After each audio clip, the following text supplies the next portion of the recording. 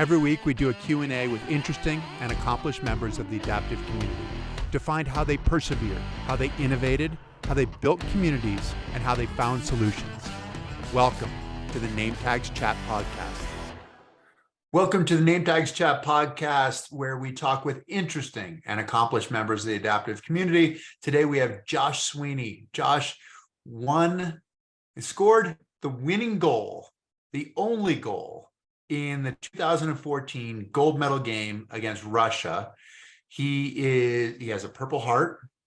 He was also on the Paralympic team in 2022 in Nordic skiing. So he went from sled hockey to Nordic skiing. He was an internationally ranked triathlete, winner of a World Cup, US Nationals, the winner of the first Pat Tillman Award at the ESPYs. And, he's a guy who's got an interesting story. So Josh, thanks so much for joining us. Yeah, thanks for having me. Super excited to be here. I have to ask the question right off the beginning. So you go from the glory of beating the Russians, of picking the Russians' pocket, right?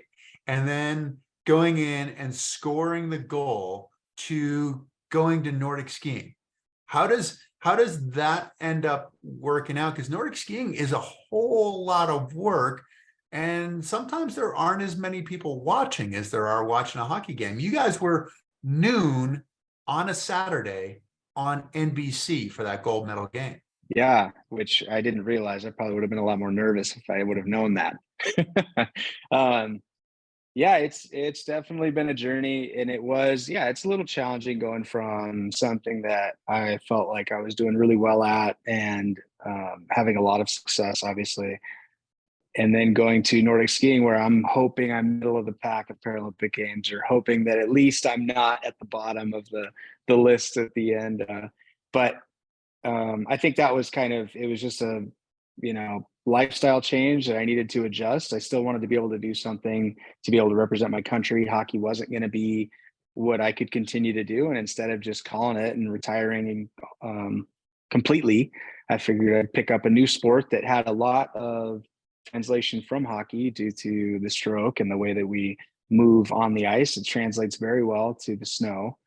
And it turned out to be a lot of fun. I'm still able to work hard and represent my country and do it on the international stage. So while I'm not somebody that, they're saying, hey, you should watch, it's definitely still a good feeling when I'm out there competing. Is part of it the shooting part too? Because it's cross-country skiing and it's biathlon, right? So you've got to cross-country ski and then get your heart rate down to be able to shoot effectively, so you don't have to go and do penalty laps. But you were a sniper, right? Yeah, so you can shoot. yeah. I'm supposed to be able to. I didn't have such good luck in Canmore a couple weeks ago, but that was definitely very appealing. Being able to do biathlon, being able to shoot in a high stress situation again, it was something that I really enjoy. I had a lot of fun doing the last biathlon races that I've done, and competing at that level internationally is great. I'm definitely out of practice. It's still something I'm working on, and I, never had to shoot with a ski attached to me before starting doing biathlon. So it was interesting, but yeah, the shooting fundamentals, all of that came right back to me. So that was awesome to now just be able to kind of learn how to ski fast so that my shooting will pay off, because I realized after one of the first biathlons I did that just because you could shoot doesn't mean you're going to win if you can't ski fast. Skiing fast is still the primary objective. Yes. How much of the mental part is similar to being a sniper? I mean, I really only know about the sniper sort of ritual, effectively, of preparing yourself and getting a hard surface or whatever, and making sure that there's no slop in what you're in your shooting. I only know it from reading like spy novels, effectively. Is there a mental carryover from Definitely. what you were doing there to, because you've got to lower your heart rate. You've got to, I mean, there's got to be anxiety too, right? Your shot is supposed to be important. And if it's not, there's a lot riding on it. Yeah, of course. It is. There is a lot of kind of mental preparedness. It's also consistency, having your plan of, when you lay down, what are you doing? Like, how are you getting the rifle onto you? The repetition of doing it so many times that it just feels natural. It's definitely a lot of mental preparation, a lot of physical preparation, and then on top of that, you have to, right? Like, you have to try to control your heart rate when you're coming in, and remember that you still have things to do before you get to your rifle. Take your sunglasses off so you're not, hitting your sights with your sunglasses. And so it's, yeah, there's a lot that goes into it. There's a lot of thinking that and preparation, but I feel like that's what I love the most about it, because when I'm racing, nothing else, like, there is nothing else on my mind. And I love that. Just like playing hockey, when I was out on the ice and I was in position getting ready for the puck to drop, my brain was just blank. Like, I was in full autopilot mode, and I love that part of sports. And so it's something that really comes down to just so many hours of practice that when you get to a race, it's just muscle memory. It's interesting to talk about the hockey, going back to scoring the winning goal against Russia. You're in on a breakaway. Yeah. Do you have a specific move? Like, I've talked to Mike Eruzione, and he was, scored that huge goal in 1980 against the Russians.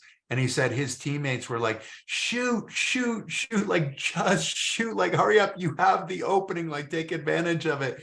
But you went all the way in and then roofed it on the goalie. Do you have your go-to move? Was it instinct? Were you going, okay, this is what I have to do? I'm watching to see when he moves. How did it work? Honestly, it was purely muscle memory, and just the amount of hours that I spent on the ice with Rico Roman and Jen Lee, and doing drills and coming in and shooting on Jen and reading and reacting. And I mean, even the shot that I did choose for that goal was probably not the one I should have chose, because there was such a small room for me to be able to fit that puck. And the fact that it was, like, I was very fortunate that went in. I mean, watching it again, and even, Taylor Lipsett, like, talking to me afterwards, being like, dude, you had the whole back side of the net, like, wide open. I don't know why you chose to go that way. So there's a lot of other things I probably should have done, but it was really just reading and reacting, and that muscle memory of going in and shooting on the net. And that was clearly something I had done in the past that had worked before, and I just ran with it. Did you think when it happened that could be the winning goal? Because the Russians had beaten you in the prelims, right? 2-1. Yeah, and I was out there on the ice when they scored in the preliminary round, and that was pretty tough, because it was I was on a penalty kill. So there was 4 of us, 5 of them. I think it might have even gotten down to 3 of us and 5 of them. I don't remember exactly. And I remember I prided myself on my penalty killing ability. So being able to do that, and knowing that the coach trusted me enough to put me out there, was something that I was very excited about. And then when they scored, I was just like, oh no. So being able to come back after that game to score the winning goal. And I mean, I was telling Declan Farmer in the locker room, because I was not expecting myself to be the one to score. I was in the locker room saying, hey man, you got to get a goal this period. Like, we need something. Can you work your magic? Cause Declan Farmer's amazing. Can you score a goal? And he, just like, yeah, I'm trying, and I'm like, all right, cool. And then I go out there and score, and and then after that, I mean, I didn't know what was going to happen, but I knew that we had to play solid defense, because otherwise that goal wasn't going to mean anything. And I really wanted that to at least help us get to overtime, if nothing else. Well, also in the prelims, you had outshot them by what, 11-4 or something like that. But I think it was in the first period, but I think it was their first shot on goal that actually went in. So, Yeah. you're up 1-0, and back in the prelims, they got one shot on goal and the goal went in and the shot went in, and you go, okay, we could be in big trouble. I mean, it has to be a tense moment as a penalty killer. What are you thinking? Like, what goes through your mind when there are 5 of them and there are 3 of you, and you've got to do your best to help your goalie out? Yeah, I mean, really, you're just watching your area, right? And that's one thing with hockey, is that you have to only do your job. If you try to do someone else's job, that's where mistakes start to happen, because then there's 2 of us doing one job, and that means someone's not doing their job. So with penalty killing, you have to assume the responsibility of at least 2 people's job, and you don't know who is the one doing that, like, right, like which player at which time is the one having to do the other person's job but not getting in the way of the other penalty killer. Like, that's where it turns into a very confusing game. But I feel like I was like, it would be me and Paul Schaus, or I think maybe Rico would be out there. They'd put one of the other defensemen out there, and we had worked together enough to where it was like, all right. And I communicated a ton. Like, when I was on the ice, I was probably too loud, just trying to make sure everybody knew what was going on, where the puck was, where we needed support or whatever. And so it just kind of turns into zones where you want to guard the front of the net, because that's where most of your goals are going to be scored. And then from there, you want to battle for the puck, but you don't want to get too committed to chasing the puck, because then that's when somebody else can come around and is wide open for a pass. So it's just but that's what I loved about it, is just the pressure, the intensity that comes with those 2 minutes of absolute chaos. Did you have an advantage having been a high school hockey player when you got into playing in sled hockey? For sure. When I went to tryouts I was playing in San Antonio for maybe 6 months, working with Lonnie Hanna, who had been on the team, the national team, many years before, won a gold medal. And I didn't even realize there was a national team. Like, I didn't even know there was a national sled hockey team. I had just been injured maybe a year and a half before that. I was playing hockey just to be able to feel like I was still an athlete. I was still capable of being someone other than just someone in a wheelchair. And he could see the hockey sense that I knew where the puck was going before it got there. So Lonnie told me, like, hey, there's a national team and I think you need to go to tryouts. And Rico had already been on the team for a year. So I was kind of talking with him about, well, what's it like? What do you guys do? This and that. And he was like, yeah, you should go try out. So I go to tryouts, and ironically, I scored a goal, but it was really only because the guy behind me that was playing defense reached around me, whacked my stick at the last minute, so that floated the puck up into the net, which resulted in a goal. So it looked like I had scored, and so I got very lucky there. And I had all the hockey sense, so I think I looked like I was much faster than I actually was, because I knew where the puck was going, so I didn't have to work as hard to get there. And the coaches could see that. And so when it came to interviews after, because that was at that time, I don't think there was as many players, so we would do interviews after 2 or 3 games, and they would tell you whether or not you made the team. And they basically said, look, you have a lot of work to do physically and understanding your playing ability in the sled, but we can tell that you have hockey sense and you know where to be and you know where the puck's going. And that is one of the hardest things to teach. So we're going to take a chance on you and bring you onto the team. And I was like, sweet. So then I got to work with Rico and Jen in San Antonio, and Chris Leverkusen and some of the other guys, and really just got to work, because it was 3 years later, I was at the 2014 games. That is amazing. So 6 months after your accident, you ended up. It's like a year after I was injured, but it was like 6 months after I started playing. Wow. Yeah, I got very lucky. It got very lucky. And can we actually, because I mean, you mentioned that you're missing both of your legs. from an IED. But I was reading something, or maybe it was actually, maybe I was watching a video, and you said, so this is what it feels like to get blown up. What goes through your mind when that happens? Because are you still in work mode of like, okay, this is a contingency that I can plan for. It might happen.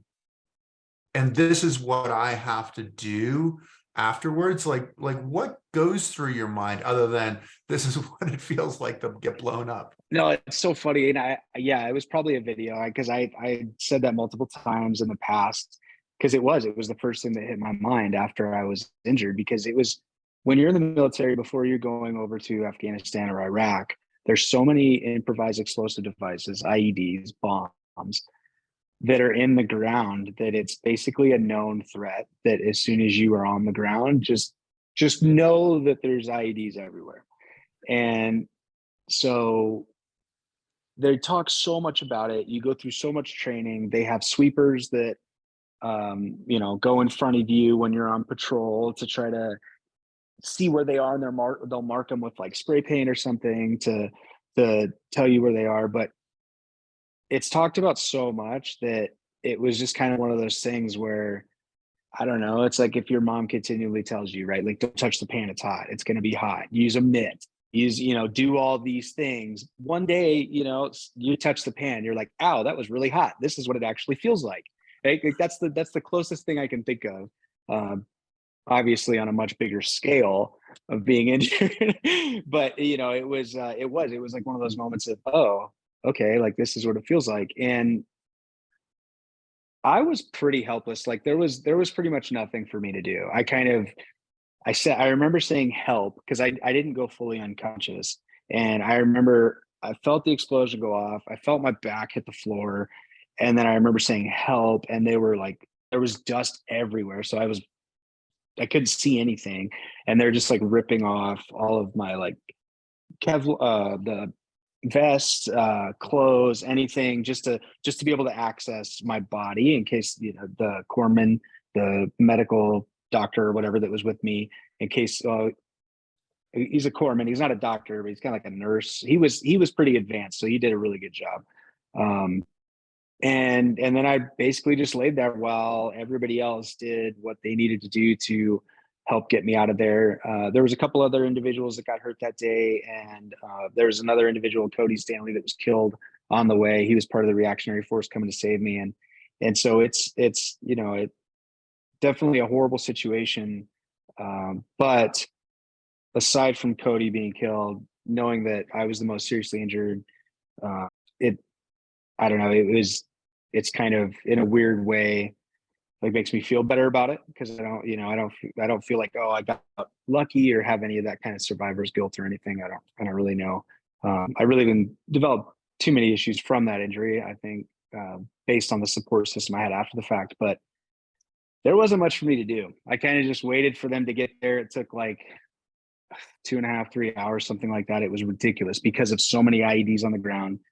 They were launching mortars. Whoever we were fighting, I don't know exactly who they were, Afghanistan or someone else, launching mortars. So the helicopters couldn't come down, which had the pararescue in it because they wanted to load me up. So it was just a kind of a crazy day. And then they finally got me onto that helicopter eventually. And I got sent out to Germany, where they patched me up some more, and then sent me to Bethesda, Maryland, where kind of my rehabilitation journey started. You went into the Marines just out of high school, right? Yeah, straight out of high school. What did it mean to represent your country? What grabbed you that said you need to do this? This is important for you. I don't feel like I had an intense sense of patriotism at that time. I feel like I was a little bit of just kind of a lost kid. What am I going to do? What do I, I don't want to go to college. I had already, like, growing up in Phoenix, Arizona at that time wasn't as big. And I was familiar with shooting and how to shoot and firearms. And so I felt comfortable around like weapons and whatnot. And I was in Boy Scouts. So I was already kind of groomed to understand how uniforms and earning merit badges and doing, going camping. And so I feel like just everything in my life that it wasn't anything that was blatantly like, you're going to join the military, but it was a lot of stuff that in the end made me feel like I would do a good job. Um, it would be something I would enjoy doing. And then being able to represent my country uh, is a bonus and something that I always, I think the United States is great. And so I definitely felt like it was something I should do, even if it was for a couple years or 4 years or whatever it ended up being. When did the patriotism part kick in? Because you talk about coming back and getting to represent your country as a Paralympic athlete. So when did that kick in as a Marine? I do think when you leave boot camp, there is a sense, and it is how, right? Like boot camp is designed, right? Like it's designed so that when you leave, you love America and you will, you've already signed essentially your life away if that's what happens. And so there is that sense of patriotism for the country based on what you've accomplished in boot camp and how that works. But I think really it hit me after I had a chance to see what it is that we do for other countries and kind of being able to travel on deployments to see how we're helping people and the things that we're doing to try to make the world a better place is what really helped me to understand why I love representing this country. What about the camaraderie? Does that happen in boot camp? Because this translates into being a hockey player too, right? That sense of teamwork. But when does that, because I mean, as you said, you can sign your life away, right?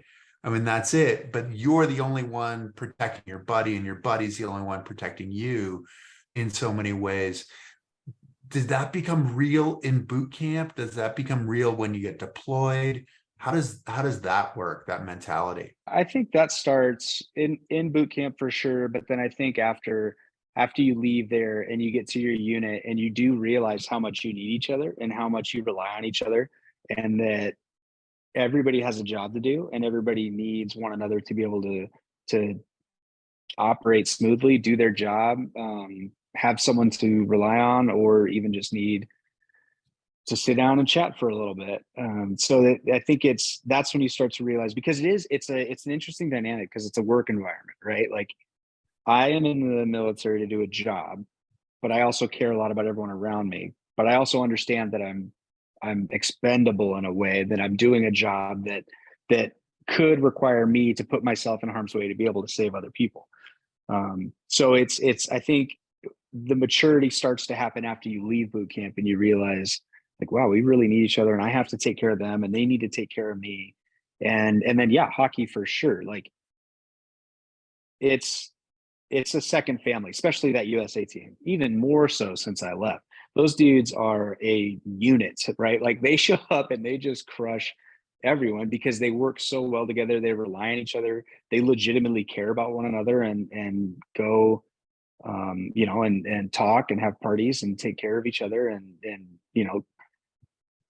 It's an amazing hockey, military, all those team sports. It's an amazing investment into, I think, yourself and especially at that international level into your country because of the things that you do for not only each other, but the United States in foreign lands. You're talking about how good they are.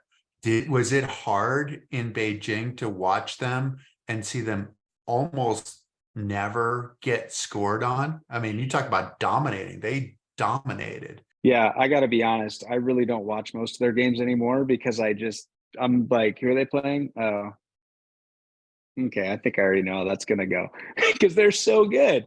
But I definitely like watching them when they play Canada and the way that those two battle and how close those games have been. I mean, and I always think the preliminary games are a little tougher because it's like the first game you really meet, and so you know how you play because you've played each other before, but you also know that you've been training and it's maybe you're being a little more defensive, maybe you're being aggressive. So I love when they play Canada. I love watching those games, and hopefully everybody will keep getting better so that these competitions just keep, I mean, they're unreal. As a triathlete, as a gravel rider, as a Nordic skier, what are the challenges that really make those sports appealing, or what's the process that you want to go through? Well, so with triathlon, it was a little different, right? Because triathlon, if you want to race internationally, it's a sprint tri. It's not an endurance race. I mean, it is, but not at the Ironman level, right? That's an endurance race. You're out there all day long. Sprint tri is more about strength, I feel, over the set distance that you're doing. And And tell us what the differences are in terms of distances and everything. yeah, I honestly don't remember what I mean. Ironman is essentially, I mean, it's like a marathon of running. And then I don't even remember what the bike or this, it's like a 1.5 mile swim, and the bike is a lot. It's essentially, I think it's 2.1 for the swim, I think, and then 112 or something for the bike, and then a marathon. which is crazy. Right. I haven't gotten to that level yet. But the sprint distance triathlon that all the elite international para triathletes do is 750-meter swim, 10K, 20K bike, and a 5K run. It's either 10K or 20K bike. I can't remember now. I'm not sure. And I think it's probably 20. Probably the 20. But it's fairly short. I mean, there's guys now doing it in like an hour and 5 minutes. And so you're basically just hammer down hour and 5 minutes, right? Like as hard as you can go, compared to Ironman, where you're spending all day making sure you're fueling correctly so that you can continue to keep a solid effort throughout the entire day. And that is one of the reasons I think I really enjoy gravel hand cycling and Nordic skiing. I haven't gotten into as much of the Nordic skiing over the longer distances, but doing Rebeccas Private Idaho over the summer, gravel hand cycling. I mean, I did it last year too. I just didn't meet the mileage. I think I only did like 80 miles, and it took me 8.5 hours last year. This year I was able to do the full 100 and whatever, however many miles it is. 105, I think, right? 105 in the 8.5 hours. And I mean, I think about that and I'm like, that's a full work day of riding a hand cycle on gravel all day, right? Like it's nuts, but there's just something about it, the mental strength that it takes to not stop, not give up. And it starts to, for me anyway, it starts to almost become like a therapy, right? Like all day I'm out there riding. I'm not thinking about anything. All I'm thinking about is the next hill, the next climb, the next descent. What am I going to be eating? Do I have enough fuel? Like, what am I drinking? And so it's just a really, to me, it feels like a nice escape almost, like I'm not one of those types of people who likes to sit on a beach. I'd rather do a race that's going to really push me to my limits and see where I'm at. And I think that's what I enjoy about it. And that's the appeal of Nordic skiing as well, is that it's just going to stretch you to the very limit. I feel like Nordic skiing is the most appealing part of it, is that I feel like it's something I shouldn't be able to do. As someone in a wheelchair, right? Like, I feel like wheelchairs and snow don't get along, like plain and simple. I mean, I've tried to get through snow in my wheelchair and it could be 2 inches thick and I'm stuck. But I can get on a sit ski with 2 Nordic skis and take off for 2-3 hours and get into places where it's totally quiet, almost desolate. You're kind of wondering, like, if I broke a pole, is somebody gonna be able to help me out here? And that's what I think I like the most about Nordic skiing is pushing myself, climbing very steep climbs, coming down, the same way in those steep hills, and really just getting into areas that I feel like it's almost the equivalent of hiking would be, or snowshoeing for me. And you talk about climbing steep hills and coming down those same hills. As a wheelchair racer, for me, the first time I got into a cross country ski, I went out and I'm going along and I climbed some hill and I thought, okay, like that's good. And then I went down and went, oh, this is the scary part. Like, I mean, Yeah. the description in some ways, I mean, obviously they're far more refined now, but if you imagine initially, it's almost like they decided they were going to take like a cafeteria chair and put it on two skis. Like, Yeah. this is kind of, it's not, there are no shock absorbers. There are no turns. This is as static as it gets. And obviously yours is carbon fiber. It is far more aerodynamic, but essentially it is a really simple piece of machinery. And going downhill, because I remember I got it into the tracks going downhill. And I thought, okay, this is good, because then they'll direct me where I need to go. And the tracks are not straight. The tracks, it had like a little jog in it and a little jog in it. I thought, well, that's, I'm now suddenly going kind of fast and this thing's going to knock me over. It felt like I was in a cartoon. I felt like I was some sort of runaway cart or something in a cartoon. So going uphill is difficult. And then going downhill is difficult as well.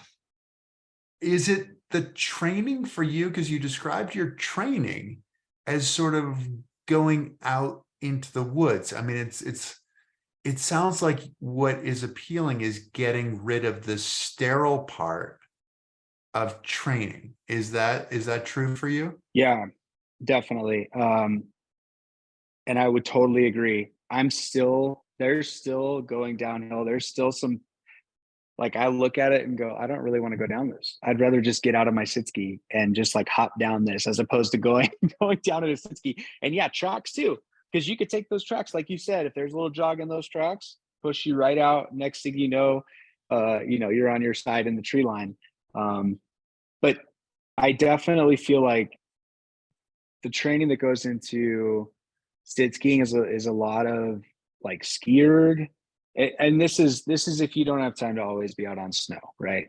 But it's a lot of skierg and lifting. And if you don't know what a skierg is, it's like that. It's like a C2 rowing machine flipped up so that you pull down on the handles, and that's like the cross country motion. And I did a workout yesterday, super hard. So hard, I felt like crying. Like, that's how hard this workout was. And I have to do it again tomorrow, which, yeah, obviously I'm clearly excited about. Looking forward to it. Yeah. Yeah.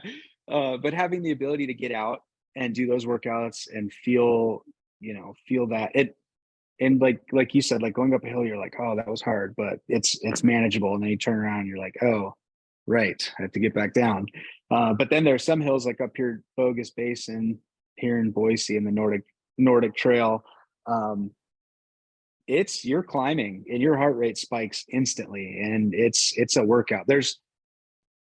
I feel like there's rarely a day that I ski and I feel like, oh, that was easy, or that was fun. Like there's always, it's fun, but it's a very refined fun if you're into, I don't know, the stuff that I'm into. But no, it's definitely, I love the escape. I love feeling like I'm out having fun, and kind of like hockey too, right? Like I remember with hockey, the first time I played, I got off the ice and my wrists, my hands, my fingers, my elbows, my shoulders, my core, literally everything hurt because of the amount of times that I fell, the amount of times, like, because it's such an impact sport. You're literally hitting sticks with spikes onto the ice to propel yourself.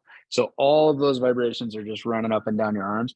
And so, and this is, like I said, this is maybe a year after I was hurt. So I'm still dealing with hand and arm injuries and things. And that's where I feel like sports has been huge for me, is therapeutically. Like I was playing without realizing it, because I was having so much fun on the ice. I was working all of these muscles so that during the day, I'm able to do the things that I need to do or want to do. And it was fun. I didn't realize it. Just like when I'm skiing, I'm out there getting a great workout in. I get done and I'm like, oh, wow, like looking at my watch going, wow, that was a pretty good one. I didn't even realize it. And I think that's where sports is huge for disabled athletes or just just people in general, really. To recognize that you're moving, and you're saying that you can have a whole lot of fun at 150, 160, 170 beats per minute kind of thing. Yeah. I mean, when you're flying, yeah. As long as you don't hit that downhill. Yeah, I mean, the heart rate might well go up when you go down that downhill. You might not be working as hard, but the fear goes through the roof sometimes going down that downhill. At least it does for me. So you talked about the gravel riding, and you Yeah. developed the vehicle, the hand cycle that you use for that gravel ride. Isn't that true? What's Yeah. that all about? Like the problem solving aspect of developing some of these alternative machines, really. Ideally, right? It would be nice to be able to just log in, buy the bike, sit at home, have it show up, and go yay, and go riding. But as a disabled athlete, and if really, it's not possible. And then with the bicycle or hand cycle manufacturers, when COVID hit and they stopped making kneelers and other bikes because they just didn't have the whatever to be able to do it. Um, it's kind of where you have to start putting your problem solving hat on and figure it out. And as someone that's really, I love problem solving. I love finding ways to be able to do things. And that's always kind of where my inventions, whatever you want to call them, come from, is they're born out of necessity, right? Like if I can buy something, I would much rather do that. But you can't buy a gravel kneeler that is made for a guy that is missing both legs and one is much shorter than the other, right? Like it's just not possible. And then on top of that, my torso, like there's all these different lengths. So what I did was over the years, starting probably back in, I don't know, 2018, I started learning how to use a computer aided drafting program where I would draw things up and look at dimensions. And then I made friends with a welder, an amazing aluminum welder that is also a fabricator and makes all kinds of things. And we basically got together and I said, all right, here's kind of what I have designed for the side rails and whatnot, but we need to start plugging all this stuff together and make it work. And I also need my fork to be able to be, fit a disc brake and a 40 millimeter wide tire. And so we took, I spent a lot of time drawing this stuff up before we actually get in the shop and make it. But then essentially just buy a bunch of tubing, go over there and make it. And it's been a lot of fun. It's something that I think would be really neat to be able to, I don't know, develop so that others can also have the ability to ride a kneeling hand cycle or ride for I think gravel applications, because one of the reasons I love gravel riding is that I'm out on private roads, right? Like I'm not, or not really private roads, but more like gravel roads where there's less vehicles, there's a lot less vehicle use. Being on a hand cycle, we're low, so it's hard to see us. I have a lot of friends that have been injured by cars, vehicles on hand cycles riding around on normal roads. And I was like, man, I got my two kids. I got things I'm trying to do. Like I don't want to be out here getting run over. And then the fact that you could do endurance gravel riding and along the same lines of Nordic skiing, right? It's a lot of climbing. There's tons of climbing. I don't remember what Rebeccas was, but it was a ton of climbing, 7,000 feet or something ridiculous. And I was like, this is a great workout. It's a lot of fun. I'm out in nature. I'm enjoying myself. And I don't feel like I'm just sitting at home or, not doing anything. And so yeah, basically just whipped up that hand cycle. And thanks to the components that they make now with the wireless controls, I'm able to shift with my hands, and it's been great. What did you use as a point of reference? I mean, it looks similar in some ways to the road hand cycle, but then you're talking about some of the tolerances to be able to fit wider tires. do you go back and forth and look at mountain bikes and see how they're approaching the problem? How do you compile all of these references into something that is functional and allows you to climb 7,000 feet or whatever it was over 105 miles? Yeah, well, initially, and that was honestly the first. I mean, I wasn't as prepared physically as I should have been last year when I tried to do Rebecca's. But that was one of my biggest mistakes was I tried to fit more of like 26-inch mountain bike tires and use a bike that with 20-inch rear, kind of thicker, knobby tires. And what it did was the rolling resistance, I was going so slow that I was putting out the same amount of effort. My heart was in the same place, but I was just going slower. And I was essentially trying to use a Jeep to do a NASCAR race. And so what I did was just went back to honestly Google, like looking at tons of photos of road kneelers because there's, basically no gravel kneelers. And the gravel kneelers that are out there are fairly, they're more for like if you were to sit and just go for a leisurely ride or whatever, they're not for riding Right. aggressively and trying to hold 20 plus miles an hour. And by kneeler, what you mean is that you're in a kneeling type of position where like I couldn't do a kneeler because I'm a little bit higher level injury than you. I don't have the torso to be able to do that. So my legs are out in front of me. And the kneeler is the alternative of being in a kneeling position. So you get all of your torso behind your pedal stroke as well. Right. Right. Yes. Yeah. So there's recumbent, right, where you're laying back, and that's spinal cord injury type stuff where you'd be laying back, and it's very aerodynamic, very fast. But like you said, the problem is you can't get your weight into the pedals. You can't use the core that like I have, or if someone had core to be able to sit in a kneeling position, you can't use that on a recumbent style to be able to get yourself up a hill. You're climbing on a road, sure, you can climb up 10% grades in a recumbent position. You get on gravel where you don't have any weight over that front tire, it's just going to slip. You can't go anywhere. And there's a couple guys out there right now doing some recumbent, the modifications to like carbon bikes that are some of the top end recumbents, and they did really well. Or like tie arrow, like there's top end tie arrow carbon bike, like they're all starting to kind of adjust things to be able to use them on gravel cycling, which is great. But not really for a kneeler. Like nobody's really investing anything into a kneeler, I think, because it is so custom and specific. So that's where I basically just had to look at a bunch of things, look at a bunch of positioning, a lot of mine, because of my injury, is similar to like Alex's Zanardi. And him clearly doing really well in hand cycling, was looking at his pictures of him and his bike and what his position was, and going from there. Yeah, Zanardi, who was a Formula One racer who got T-boned coming out of the pits, right, and ended up losing both legs, came back and was a phenomenal hand cyclist, multi-gold medalist in the Paralympics. What does the hand cycling on gravel do for you as a Nordic skier? Is this your off-season training? And are you planning on going to the next games? Will you be in Italy in 2026?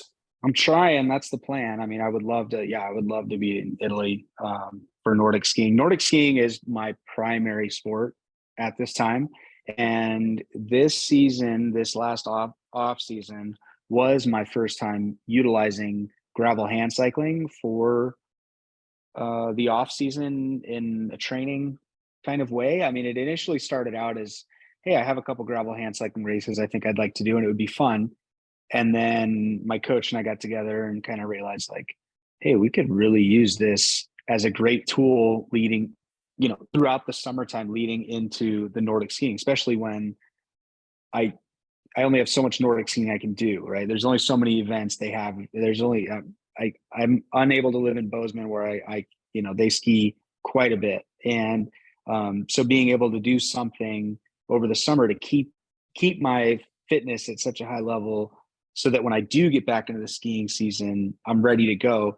and it worked out amazing. And I think it is due to all the climbing, the elevation, the amount of effort that it takes for gravel hand cycling. Like I'm pushing 15 miles an hour max in some of my some of the gravel riding, because it's just the terrain. You can't go that fast compared to if I was on a road bike, it would be much easier. And so when I got back on skis in Canmore, a month ago for the first World Cup of this season, I literally felt like I never stopped skiing, and it was amazing. So I'm really excited to be able to keep utilizing gravel hand cycling, and hopefully that'll help me getting to Italy. Well, because you're talking about the fitness part, which you're helping with the gravel hand cycling, because it is so difficult. So you come into the season fit, but then the flip side of that is the technical. So the fitness is probably helping you with the technical side, because at least you're not dead trying to figure out how to have good technique. But cross-country skiing is a lot like swimming, that if you don't have good technique, you can be really, really tired really, really quickly. Is that working out better? Are you getting better on the technical side in addition to the fitness side? Definitely. And it's actually really funny that you said that Nordic skiing's a lot like swimming, because I had that epiphany at the games, and because I was thinking about Kendall Gretsch and how amazing she is, and like she flew past me in one of the races. I don't remember, and I was just like, really? And then it was and I was like, I wonder if it has to do with swimming, because then when I went home from one of the World Cups or whatever, I got in the pool and I felt really strong, and I was like, oh, but I'd just been skiing for like a month. I hadn't done any swimming, and jumped in the pool and felt really strong. So I was like, okay, I do think there's some amazing crossover, because it's all just the pull, right? The way that you're pulling through the water. And I do feel like this, like up in Canmore, I was working a ton on technique. And I feel like now, oddly enough, now I have the right muscle and understanding, the right amount of muscle and understanding after this summer to be able to now focus on the technique to the point where it will help me. I don't know if I had enough muscle before, like if, I could have focused on technique, but I feel like it might have fallen through fairly quickly, just because it is and even now, like I'll hit a hill and my technique will go out the window because I'm just trying to get up the hill. But it's something that I've really been working on, because it's very important, and something that I didn't realize was as important as it is. Well, there's so many different parts, because you're utilizing different body parts in order to push yourself forward, right? I have a good friend who is a really good hand cyclist, and he said for the longest time he wasn't strong enough to get his heart rate up, because he couldn't actually go far enough. He couldn't stress himself far enough, and which sounds like counterintuitive, but it is the way that things play out. What's next for you? What do you need to be able to do in order to reach Italy in 2026, to get to Cortina? Yeah, for me, and I've been working with my coach, is really getting stronger. There's really no other way to say it. I just need to get stronger. So like doing the workout on the skier that I did yesterday, the fact that I'm doing it again tomorrow, I lifted today, and then I'll be lifting the next day, and then I have a long ski on the weekend, and so it's really sort of volume, but also just strength. I mean, you look at the top guys, you look at Dan Knassen, you look at Aaron Pike, you look at Colin Cameron. I don't even know half the Russian or that country's Nordic skiers, but you look at all the dudes that are doing really well, and their arms are huge, right? They're pipes. They're just absolutely, and their back just chiseled. So that's kind of where we're at, is if I want to get to that level, I need to develop the strength and then apply it correctly and efficiently in the races, so that I can get to where where I need to be. We see that you're decorated for the holidays. Will you get Christmas off, or is Christmas still a work day for you? No, Christmas will definitely be off. Christmas Eve, I will, or the day before, I will definitely have a workout. You might be licking your wounds on Christmas Day, is what you're saying. It sounds like. Yeah, exactly. So, okay, can we do, we've not done this before, but I'd like to do like a 5-minute kind of rapid fire on questions. So we'll do 5 questions in 5 minutes. Yeah, get all set up, Right. get all comfortable, ready to go. And these actually are coming off of we do a school program with the foundation called Nametags, and it's about getting beyond the labels that we put on ourselves and others, which are often our limitations. I can't do this because of this or because of that.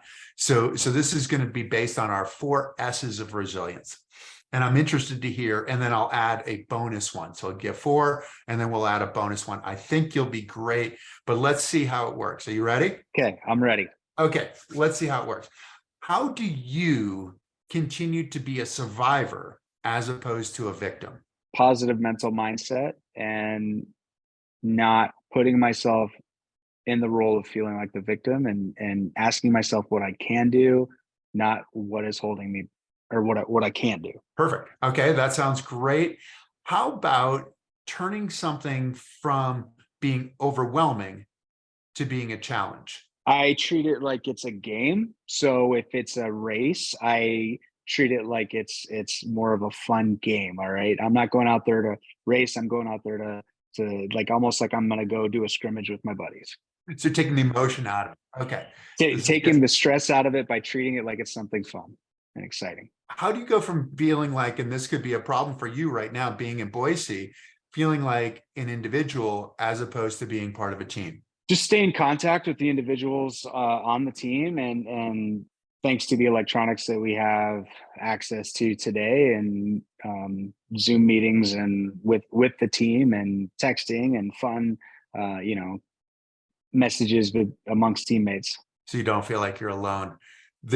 You are a problem solver. You said you're a problem solver. How can we go from having one strategy to solve the problem to having many strategies? Ooh, I just try to change the perspective, or try to look at it a different way, and ask myself, okay, here's what I'm trying to accomplish. What would I do differently, or what else could I adjust to try to accomplish that goal? As an endurance athlete and as a fabricator, what do you tell yourself when you reach that point that you want to quit? How do you keep yourself going? I like to remind myself of why I'm doing the thing that I'm doing, or what it is that I am enjoying about the sport. So if I'm having a hard time on my bike, I just pick my head up and look around and look at the sky and the trees, or the buildings and the scenery, and kind of take it all in and be present in the moment, and not focusing on the end result. Exactly. So enjoying your surroundings, the joy, even though it's painful. Definitely. Well, you did a great job. You got in and out of all 5 of those. I think you survived well, hopefully. Hopefully you feel like that. That's all I got. So I hope it's good. It is all good. How important is it to have your kids as part of your support group? What's the message that you tell them? Obviously, you've seen a lot in your life. And what's the message that you pass on? Because they're pretty young, right? Yeah, they're 5 and 7. And basically I just try to, I mean, they've seen me, like you said, like start in sports, and then do really well, and then leave it and do a different sport that I'm not good at. And they, when I get home, like, did you win? Or when I call them on FaceTime or whatever, did you get a gold medal? And I'm like, no, dude, I was barely in that race, like, and they're like, oh, okay, well, good job. You did a good job. And I think that's the biggest message that I try to pass on to them, is that it's more about the process and the journey, and testing yourself and seeing what you're capable of doing, and pushing those limits, and not so much about the winning, or the what it is that you get for doing all that hard work. Yeah, I mean that's the hard part in so many ways, isn't it? The talking about the process and how hard did you work to achieve whatever you achieved? How much did you push yourself? Did you push yourself beyond what you'd done before?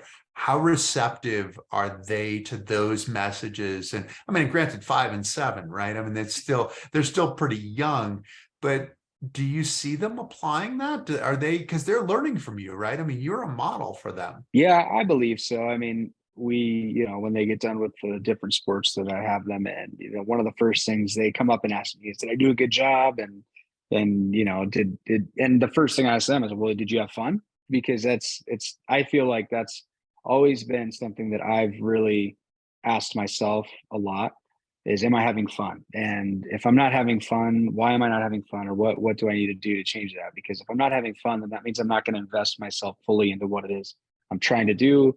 My goals probably won't get accomplished, and I'll end up having to change my mindset or fight. Right? I'm not trying to fight every workout. I don't want to feel like, oh, I have to get back on the skier. I want it to feel like a challenge. I want it to be hard, but I also want it to be fun. And I want to, at the end of that workout, say, "Oh, glad I got that one out of the way." And so that's something that I feel like they're starting to apply. That they had fun. That they feel like they did a good job, and that's what I think really matters. Are you able to feel like after like the erg workout that you're talking about that you're going to go on tomorrow, are you able to feel like I left it all out there? Like that's all because you kind of have to build this block, right? To be able to like get up to the next block and you're trying to get better and better.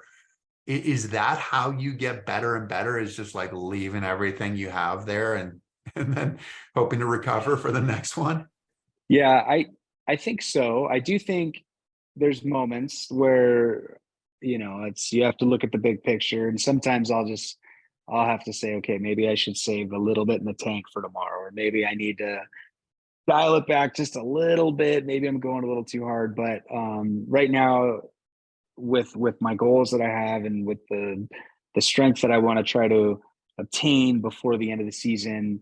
I really am leaving it all out there, and like, yeah, I mean, it's definitely last year it was hard because I still was trying to learn the technique. I was trying to develop the muscles to be able to do the sport, and now that I have those and that they're at least working most of the time, I can fatigue them and do it correctly and feel like, all right, that was a really good workout and I have nothing else. And now I'm going to go try to refuel and hopefully I'll be good for tomorrow.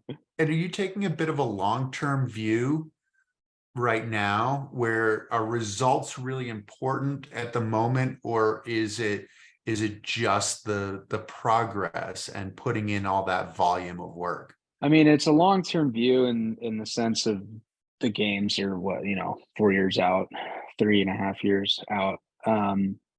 I feel very fortunate that I was able to go to the 2022 games. I mean, I was only a year into Nordic skiing. Yeah, I guess a full season. I was like a year and a half, and before starting that, going to the games. So I feel like I was very fortunate to do that. I had an amazing experience, and now I I want to go and kind of on my terms. I want to try to leave on my terms, right? Before it was just like, great, I'm here, I'm doing good, this feels great, I'm like middle of the pack, I'm happy with this. And next time when I go, I want to try to be top five, or hopefully win something and leave, or do well enough to where I feel like, okay, all that work I did over the last 3.5 years really mattered. To go and make some noise. Does that fit with the message that you're telling your kids too? I mean, it's what you're working for, right? Yeah, definitely. I mean, I think so, because it's I'm having fun. I love skiing. I love what I'm doing. I'm doing it to the best of my ability and asking myself if I did a good job. And if I didn't, why didn't I do a good job? And is this something I want to, how can I adjust that to be able to do that? And I feel like so far it's just been nothing but enjoyable. And the progress that I'm making seems to be doing really well. That's awesome. Well, Josh, thank you so much for joining us. Thank you for the hard work. Thank you for your service as well. We really appreciate it. Thank you. Yeah. Love being on here. Thanks. That's great. Thank you to all of you for tuning in. As we say, you know, tell your friends, please tell your friends. But we're doing something a little bit different now. Please subscribe to the Nametags Chat podcast. If you get a chance, please go to wherever you get your podcast and hit subscribe. And then you will always know when we have a new episode out. They will alert you to the new episodes. So it'll be easier for you to follow us, and it'll be easier for us to know how many of you are following us. So thanks so much, and we look forward to seeing you next time.